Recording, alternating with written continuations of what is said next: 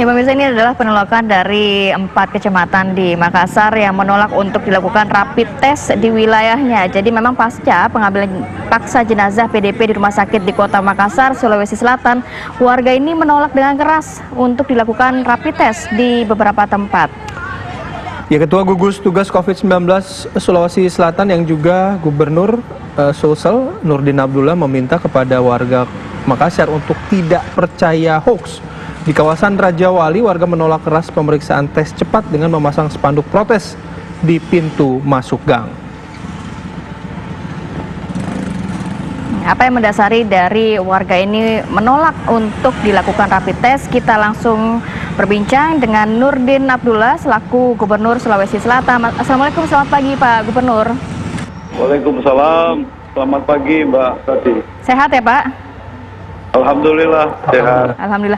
Pak Gubernur, ini melihat ada sejumlah warga di 4 kecamatan yang menolak untuk dilakukan rapid test. Apa yang menjadi alasan mereka Pak sebenarnya? Jadi jujur saja ya, bahwa kami bersama Bapak Kapolda, Bapak Pangdam sekarang lagi mengkaji situasi ini, dan saya meyakini bahwa tidak murni dari masyarakat. Karena dari awal hampir semua minta rapid test bahkan PCR. Ya, sehingga kita mengamati mulai dari pengambilan paksa jenazah dari awal sampai yang terakhir di setelah Maris. Ya, ternyata memang ini sesuatu yang di luar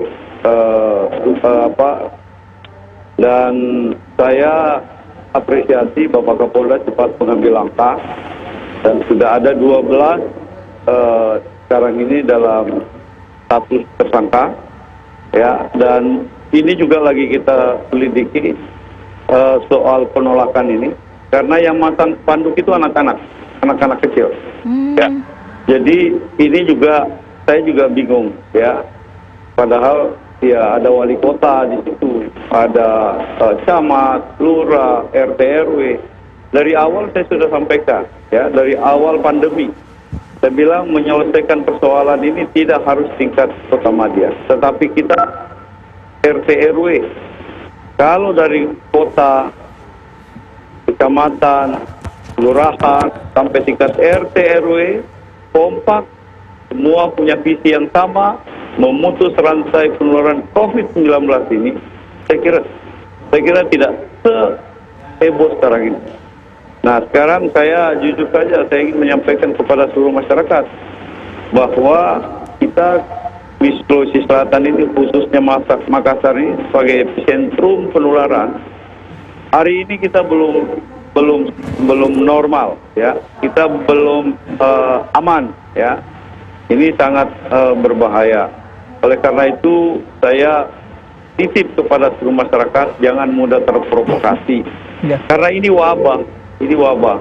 Ya, tentu kesadaran masyarakat kita butuhkan. Pak Gub, kalau tadi Pak Gub masih menyebutkan masih menyelidiki soal penolakan ini, terutama dikaitkan dengan peristiwa ketika ada pengambilan paksa jenazah. Memang ada keterkaitannya di mana, Pak Gub? Ya, saya kira ini rentetan, Pak. Karena terakhir setelah Maris itu, di situ mulai kita curiga karena keluarga yang bersangkutan, suami dan anak, apa yang ngambil jenazah ini, tiba-tiba saja nyerang ya, dan kaitan juga dengan itu pemasangan spanduk dan sebagainya. Padahal selama ini kita rapid di pasar-pasar, masyarakat juga berbondong-bondong mau dirapid ya. Jadi saya kira ini sesuatu yang tidak lumrah. Dan saya yakin masyarakat sangat menyadari betapa bahayanya pandemi COVID-19 ini, karena belum ada vaksin dan belum ada obat. Dan saya sampaikan bahwa yang sangat rentan kena ini adalah rata-rata yang komorbid ya. Baik. Nah, kami punya analisa ya dari Sulawesi Selatan itu, yang banyak meninggal itu akibat karena komorbid, terutama diabetes, tekanan darah tinggi maupun jantung.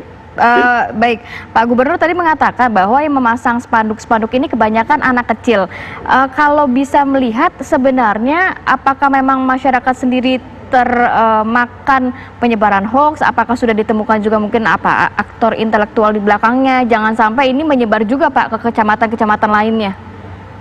Ya, jadi makanya saya sekali lagi mengapresiasi Polda Sulawesi Selatan dan Bapak Pangdam ya cepat mengambil langkah, karena terus terang ada isu yang dibangun di tengah-tengah masyarakat bahwa pandemi COVID ini bukan sesuatu yang berbahaya, tetapi ini adalah wadah untuk memperkaya ya.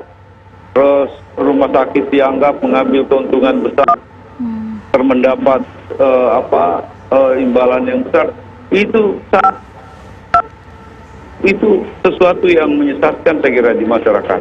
Jadi mohon masyarakat untuk betul-betul percaya pemerintah, jangan percaya orang-orang yang tidak bertanggung jawab menyebarkan isu-isu yang membuat kita semua menjadi masalah di kemudian hari. Ya.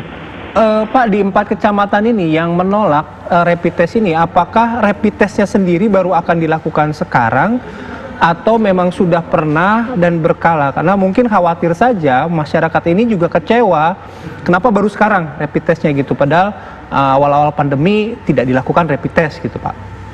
Jadi sebenarnya kita ini lebih banyak melakukan rapid test itu ke tempat kerumunan, ke pasar ya, ke mall. Jadi belum ada rencana kita mau ke sana. Yang itu membingungkan kita, kok belum ada rencana untuk merepit di sebuah kampung itu. Tapi kok sudah terjadi penolakan. Ini kan sesuatu hal yang saya kira di luar akal sehat kita.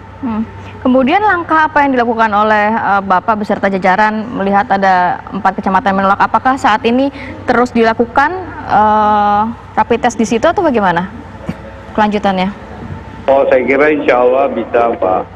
Makanya orang-orang yang menyebarkan isu-isu menyesatkan ini, Polda sudah bergerak, aparat keamanan semua sudah bergerak. Insya Allah akan kita temukan, dan saya yakin rapid test tidak, itu sekelompok orang, segelintir orang saja. Saya yakin. Baik, Pak Gubernur, selain itu juga kita kemarin mendengarkan pernyataan begitu ya, instruksi dari Bapak Presiden Joko Widodo mengenai pengawasan kepada 4 provinsi, salah satunya adalah provinsi yang Bapak saat ini menjabat begitu ya. Ini tanggapan dari Anda seperti apa? Karena provinsi-provinsi tersebut terlihat atau terindikasi kasus penularannya cukup tinggi di situ, Pak. Nah itulah, ini rentetan, termasuk ini akan naiklah mengambil paksa jenazah yang PDP, dan ternyata hasilnya juga positif. Nah ini sekarang lagi kita tracking terus ini, dan pasti akan kita terus lakukan. Dan saya yakin mungkin jangan kita lihat dari kenaikan kurva atau yang terkonfirmasi positif, tapi itulah upaya kita untuk mempercepat menemukan orang-orang yang menularkan di mana-mana. Jadi saya kira dengan penambahan lab kita dari 3 lab menjadi 7, ini akan secara masif kita lakukan tracking, testing ya, dan tentu kita berharap mudah-mudahan Sulawesi Selatan ini reproduksi virusnya terus mengalami penurunan, karena saya meyakini bahwa langkah yang sudah kita lakukan baik dari langkah-langkah yang dilakukan oleh para medis, para dokter, perawat, tingkat kesehatan kita cukup tinggi. Itu yang paling penting, Pak. Itu yang paling penting.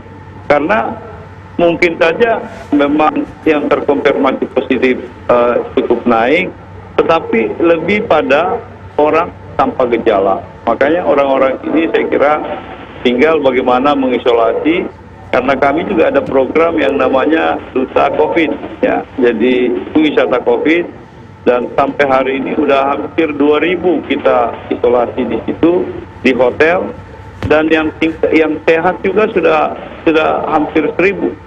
Jadi saya kira ini suatu langkah yang tentu kita patut apresiasi para tenaga nakes, ya para dokter, para perawat, ya, dan teman-teman yang relawan yang sudah bekerja secara maksimal. Oke. Saya kira itu. Baik, terima kasih Pak Nurdin Abdullah, Gubernur Sulawesi Selatan sudah berbincang bersama kami di Apa Kabar Indonesia Pagi. Selamat beraktivitas, semoga sehat selalu Pak. Terima kasih, terima kasih. Assalamualaikum warahmatullahi wabarakatuh. Waalaikumsalam warahmatullahi wabarakatuh. Oke, Dan kita juga masih ada satu segmen lagi ya. Ya. Kita akan membahas juga mengenai informasi menarik lainnya, tetap bersama kami.